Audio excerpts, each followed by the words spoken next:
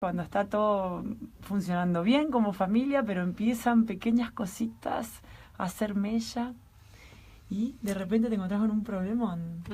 ¿Cómo hacer?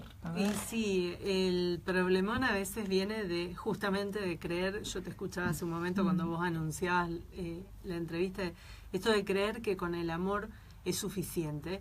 Y en realidad, como dice Aaron Beck, que es uno de los padres de las terapias cognitivas, digamos, y uno de los que hace sus postulados para lo que es la terapia de pareja desde el enfoque cognitivo, y su libro, de hecho, se llama Con el amor no basta. Es decir, claramente no alcanza.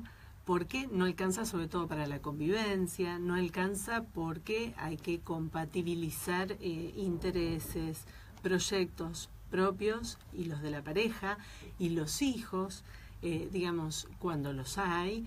Y además, bueno, todas las personas que se van sumando, como son las familias de origen, las amistades que cada uno trae. Y entonces hay temáticas que son recurrentemente, digamos, fuente de potencial conflicto, como justamente las familias de origen, la crianza de los hijos, ya sea de los hijos propios de esta pareja o de los hijos de una relación anterior que haya tenido cada uno de ellos.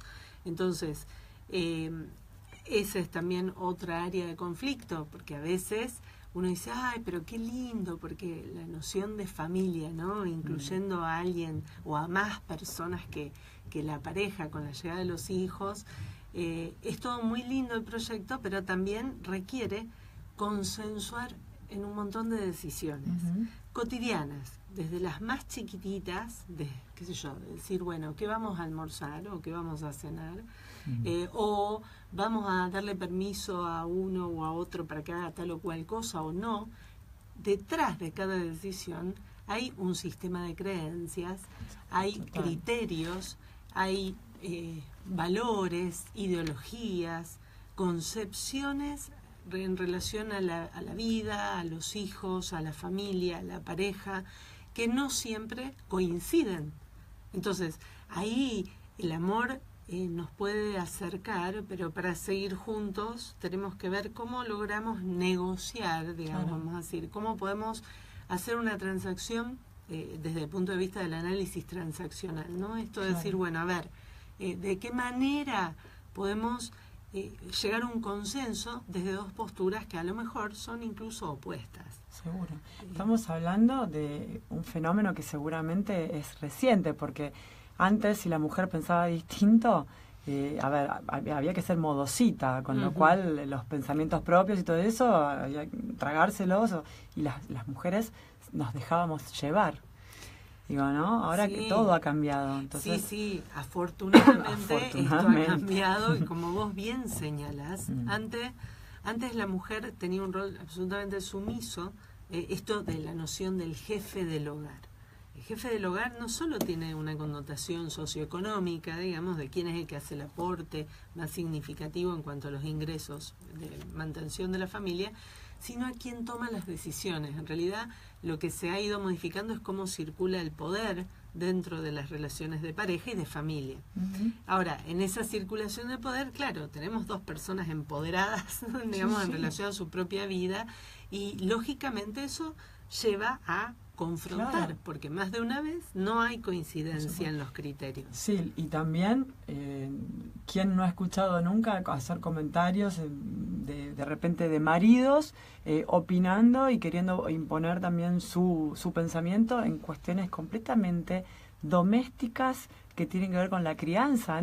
Antes eso tampoco ocurría. Ahora los hombres están cuando digo los hombres no es la generalidad, ¿no? Pero bueno, la mayoría a lo mejor están recontra comprometidos con la crianza de los chicos. Claro, se fijan en los detalles. Estas nuevas masculinidades que justamente se construyen con roles que antes estaban asignados, digamos, según los estereotipos de rol de género, asignados a la mujer, como es la crianza de los hijos. Entonces, el varón que tiene más protagonismo en la crianza de los hijos, la mujer que tiene también su protagonismo en las decisiones financieras, por ejemplo, del proyecto de pareja. Entonces, bueno, ahí todos tenemos voz y voto, digo todos los miembros de la pareja, ¿no? Y entonces hay zonas de conflicto, que no necesariamente tienen que ser conflictos irreconciliables o llevar a una crisis de pareja. Es decir, este nivel de discusión es, te diría, necesario en toda relación. No hay que tener miedo a la discusión. Discutir no es malo. Lo que es malo ahí vamos lastimarse, es caer en la discusión inconducente. A ver. Cuando Gottman, que es un estudioso de las relaciones humanas, que tiene su laboratorio del amor, se le llama Laboratorio de las Relaciones Humanas en Estados Unidos, Gottman, él hace una afirmación muy atrevida, pero muy fundada en investigaciones, en datos de su propia casuística, digamos. Él dice, luego de los 3 primeros minutos de una discusión, no tiene sentido seguir discutiendo. ¿Por qué? Lo que se resuelve se puede resolver en ese planteo y en esos primeros 3 minutos. De 3 minutos en adelante, si seguimos discutiendo, lo único que hacemos es reforzar posiciones ensañados en defender lo que yo quiero decir. ¿Estás citando a un hombre? Sí. Lo justo, escúchame, los hombres cortitos y al pie. No, bueno, pero más allá de esto, realmente, si vos te lo pones a pensar, quitémosle el sesgo de género que puede llegar a tener la visión de Gottman, pero fíjate que él escribe él escribe junto con una mujer. El libro, uno de sus libros incluso donde habla de esto, son 2 autores y lo hacen conjunto con una mujer. Entonces él dice, los 3 primeros minutos, bueno, uno puede ver, ahora de ahí en más, ya si seguimos discutiendo, es solo para hacernos daño o para reafianzar posturas de poder. Entonces, ¿cuál es la clave? Ver cómo hacemos el planteo en esos 3 minutos. ¿Y cuál es la clave? Porque también Gottman dice, y esto está uno lo puede corroborar, no es que yo estoy repitiéndolo nada más porque alguna vez lo vi. Digamos, esto es una estrategia de terapia de pareja y esto, si lo probas, vas a ver que funciona en cualquier orden de la vida. ¿Cómo haces el planteamiento de un problema? Un planteamiento suave, lo que llamamos un planteo suave, dicho desde mí. Es decir, yo siento, yo percibo, desde mi punto de vista, yo tengo esta vivencia respecto a tal cuestión. Entonces, desde ese planteo, yo te digo cuál es la problemática, qué es lo que me afecta, lo que me acontece. Es muy distinto a un planteo o un planteamiento violento que es porque vos...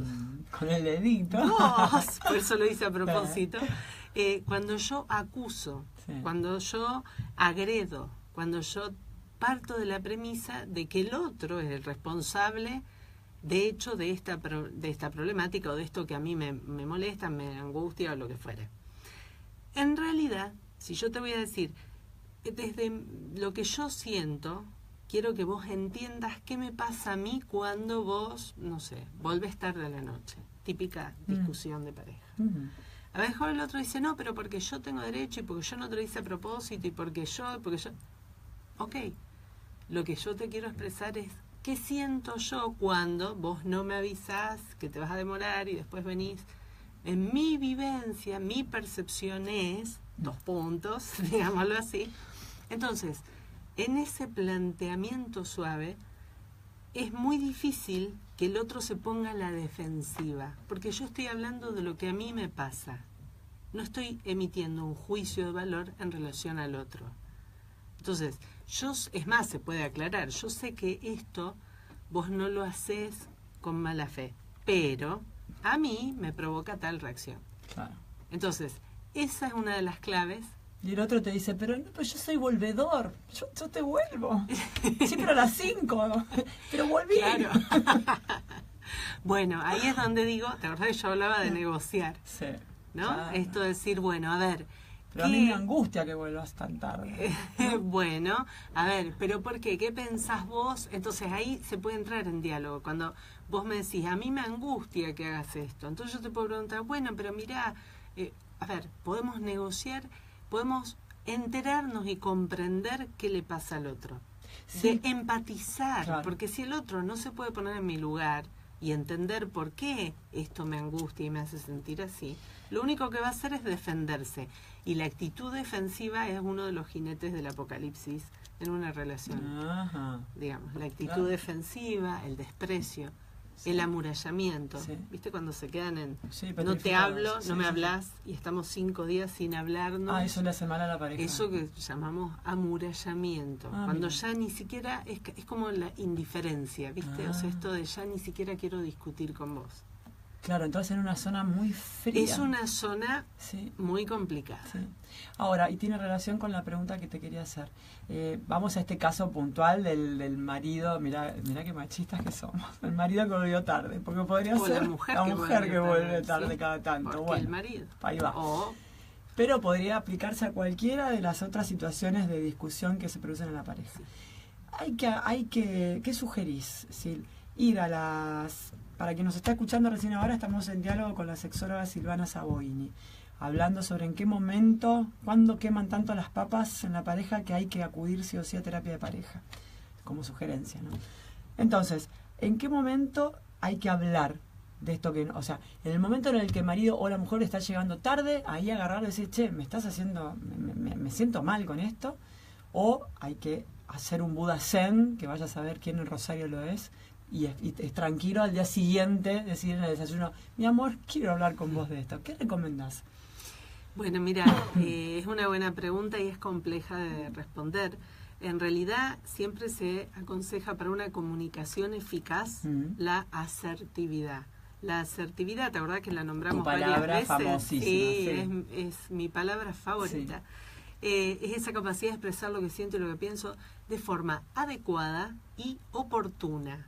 Definamos oportuno. Claro, eso es lo más Charlemos difícil. El tema de la oportunidad. Bueno, oportuno. Si yo me voy a quedar desvelada toda la noche y atragantada hasta el día siguiente, a lo mejor es oportuno hablar en ese mismo momento.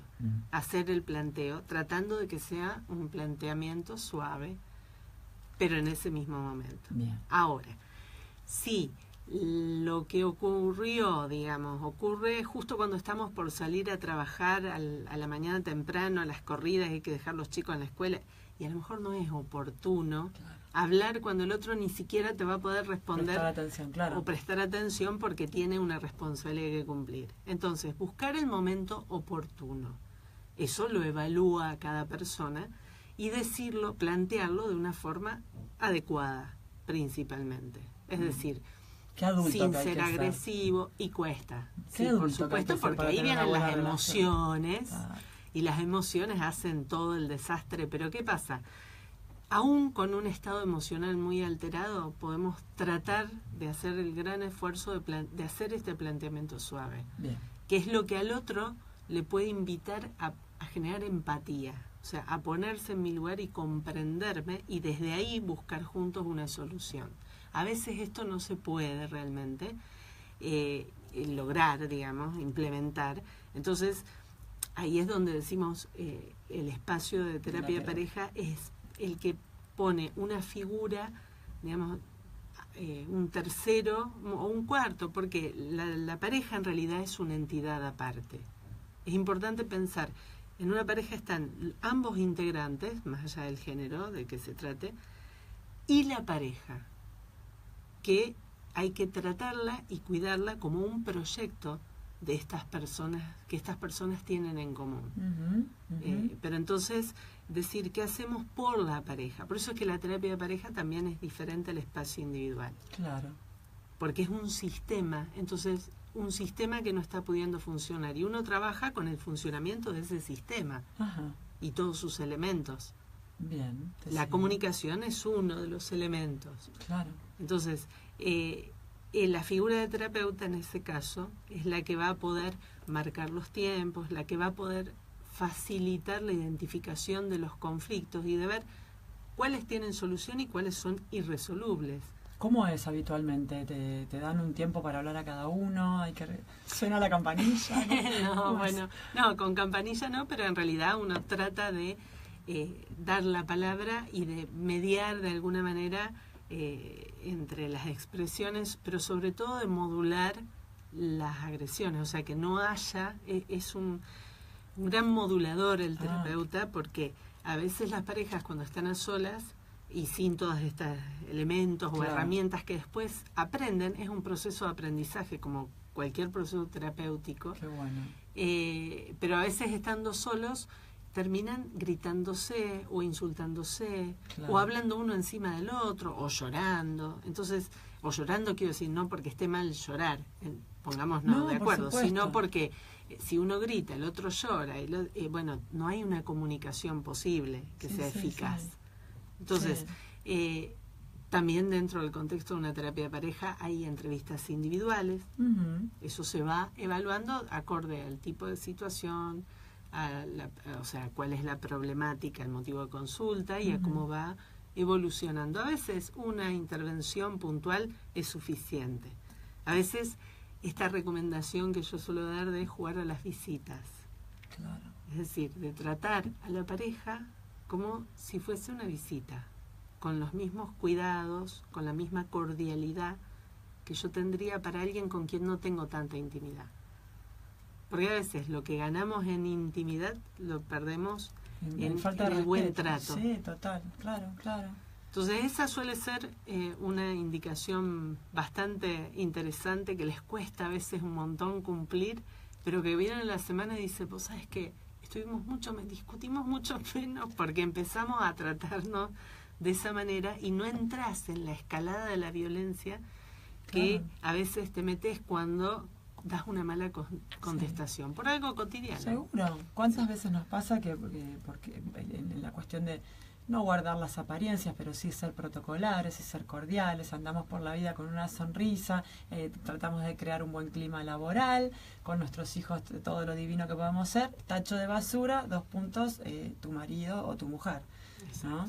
Y cuando eso empieza a ser como un hábito, bueno, todo se va al bombo. Claro, por eso es que digo que a veces ya con desactivar ese hábito, o sea, con poner un freno y reaprender prestando atención cotidianamente a cómo nos tratamos, ya con eso se hace un cambio bastante sustancial. Sí.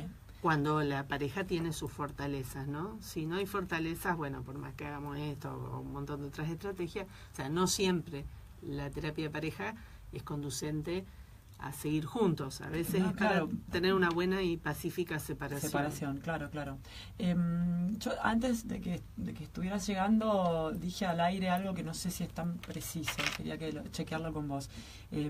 Cuando aparecen todas estas, empiezan a aparecer las desavenencias y todo lo que estuvimos hablando hasta recién, distintas causas, crianza de los chicos, todo. ¿En algún momento esto termina afectando la sexualidad de la pareja? Sí, por supuesto. De hecho, la sexualidad yo siempre hago la comparación, digo, es un fusible. Digamos, es lo primero que salta. Es lo más frágil. La sexualidad humana es muy compleja y esa complejidad la hace frágil. Compleja en el sentido de la cantidad de variables biológicas, psicológicas, sociales y de interacción vincular, digamos, en este caso, que se juegan en el ejercicio de la sexualidad. Entonces la gente miente, esa gente que dice, habrás escuchado, nos llevamos pésimo, pero en la cama funcionamos. No, ¿Una frase hecha? No mienten, no. No, lo que pasa es que hay parejas que funcionan, por el contrario, digamos, que funcionan de este modo, es decir, en donde la discusión o el conflicto es lo que, digamos, aumentan los niveles de excitación. Es como que parece que si no es que están peleando y después arremeten desde ese lado, ya se va aprendiendo. Por eso yo hincapié en el aprendizaje. Como un código de pareja. Hay parejas que vos decís, ¿cómo puede ser que hace años, añares, que se viven matando, se pelean, se dicen de todo y están tan apasionadamente juntos a la vez? Claro. Entonces, esa paradoja es porque han aprendido a que el estímulo, digamos, a que esto funcione de este modo, lo cual no significa que en sí mismo sea ni bueno ni malo, pero no es a veces genera malestar. No recomiendo, muy desgastante. Claro. Pero bueno, esas parejas a veces te lo describen así, incluso como uy, hace mucho que no discutimos, a veces lo dicen con humor, ¿verdad?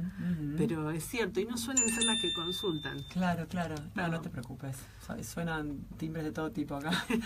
Sí, trabajas a la par con terapeutas de pareja, por ejemplo, una terapeuta que recibe a un matrimonio que necesita, ella percibe que necesita alguna cuestión de ayuda profesional tuya o de algún colega tuyo en sexualidad, ahí ya van a la otra relación, a la otra, ¿cómo es? No me sale la palabra. ¿Derivación? Sí.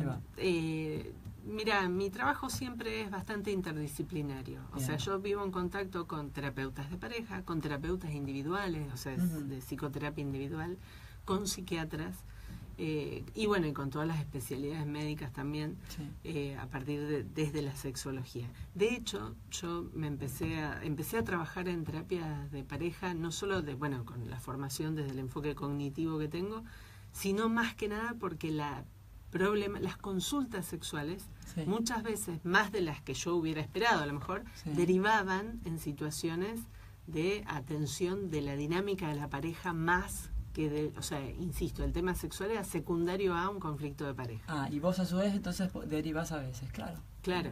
Qué bueno. Son cosas que van muy de la mano. Claro. Entonces a veces yo digo, hasta que no se solucione el tema de pareja, de base, no tiene sentido una terapia sexual. Porque es como querer hacer una terapia sexual con alguien que está padeciendo una psicopatología de base.